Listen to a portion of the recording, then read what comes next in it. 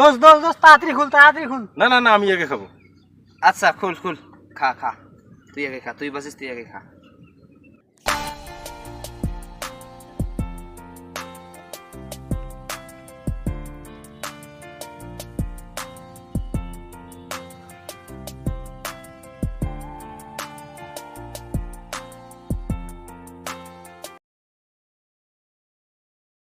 কেমন কেমন লাগলো, ম্যাচটা দেখি। ও ম্যাচ নে বন্ধু, নে ধর তুই খা।